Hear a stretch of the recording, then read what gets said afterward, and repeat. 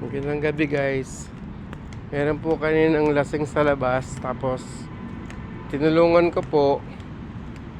Kinuha ko po yung bag tsaka yung relo.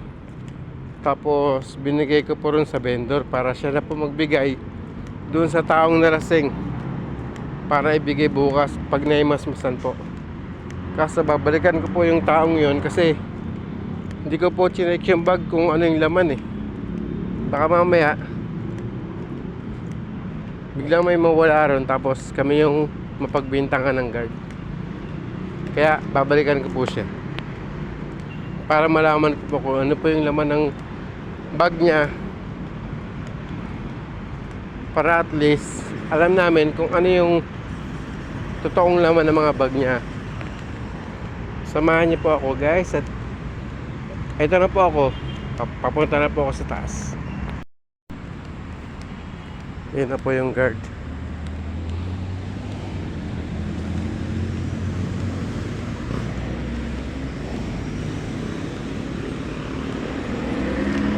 Yeah.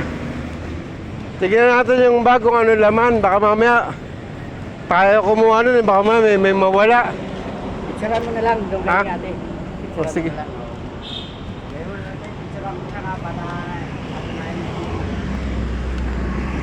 Lasing oh. Siya po yung lasing kanina. Natinabi ko po yung gamit niya. Siya po. Sige tayo, buksan natin. Uy, kasayo ko. Hindi, buksan mo na lang. Yan. Buksan po namin yung bag niya. O may wallet. Buksan mo te, magkano laman. Ayan. Ay, may pira. O yun, may pera, 500. Day 6. Mas ano siguro to.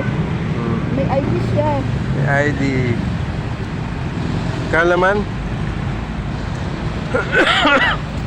500. 720. 720. May ID siya. Tama, kung ano yan, pinawawala yan. Oh. Oh, gamit niya. Charger. Charger bago pa oh.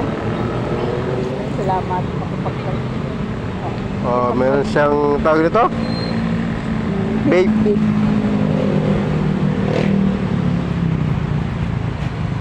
Ballpen. Para at least alam natin kung magkano laman ng pera niya. 6 pesos. Hindi nagtira ng pang-uwi ha. Hindi, ano siya, nalasing siya masyado naman. Nagpakalasing siya, hindi niya iniisip yung sarili niya.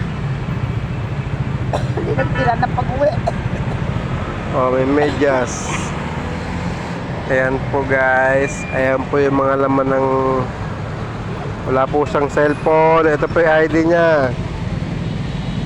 Ito. Harold Maestral.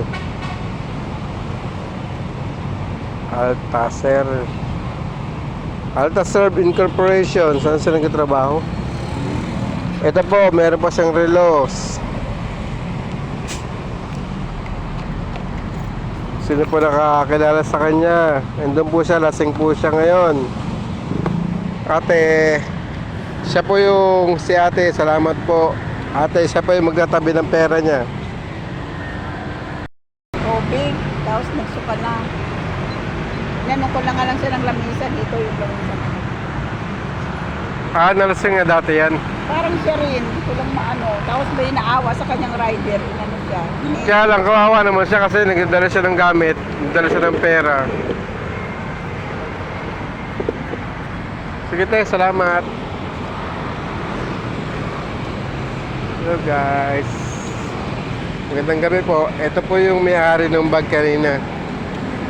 Siya po yun. Kawawa naman po kasi.